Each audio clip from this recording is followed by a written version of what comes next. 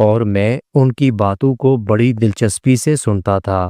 اندر سے مجھے لگتا تھا کہ خالہ یہ سب ایسے ہی نہیں بتا رہی، ان کے دل میں بھی کوئی کمی موجود ہے جسے وہ پورا کرنا چاہتی ہے۔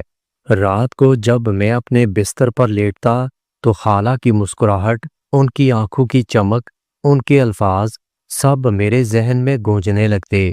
میں سوچا کرتا کہ آخر یہ تعلق کہاں جا کر رکے گا؟ کیا یہ صرف باتوں تک محدود رہے گا یا اس میں کچھ اور بھی چھپا ہوا تھا؟ خالہ کے ساتھ میری ملاقات بڑھنے لگی۔ اب میں بہانے تلاش کر کے ان کے گھر جانے لگا۔ وہ ہر بار مجھے دیکھ کر خوش ہوتی، جیسے میرے آنے سے ان کا اکیلا پن کچھ لمحوں کے لیے ختم ہو جاتا۔ ایک شام میں ان کے گھر چلا گیا تو بارش ہو رہی تھی، ہوا بہت تیز تھی۔ خالہ نے برآمدے میں بیٹھک لگا رکھی تھی۔ انہوں نے مجھے دیکھتے ہی آواز دی، آؤ بیٹا، بارش کا موسم ہے، چائے کے بغیر تو مزہ نہیں آتا۔ میں ان کے قریب جا کر بیٹھ گیا۔ بارش کی بوندوں کی آواز آ رہی تھی۔ خالہ کے لہجے میں وہی نرمی تھی جو میرے دل کو گھائل کر رہی تھی۔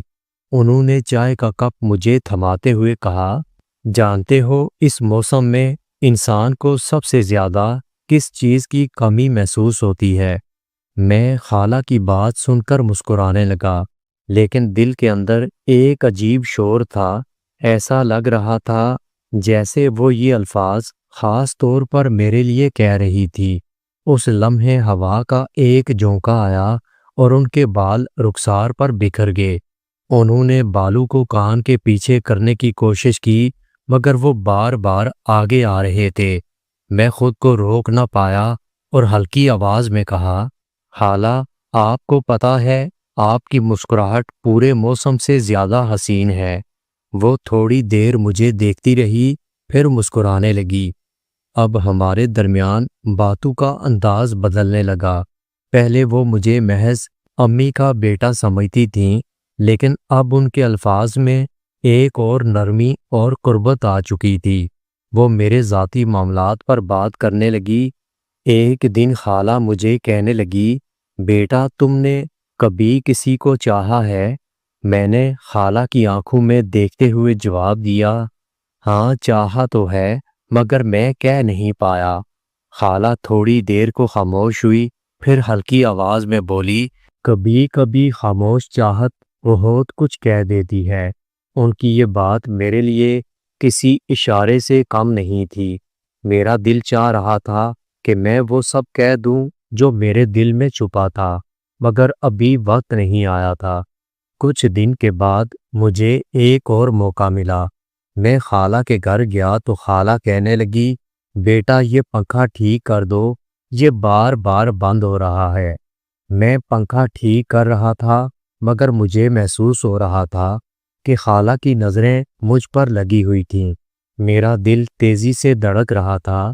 جب میں نیچے اترا تو وہ بالکل میرے قریب کھڑی تھی، اتنا قریب کہ ان کی سانسوں کی گرمی میرے چہرے پر محسوس ہو رہی تھی۔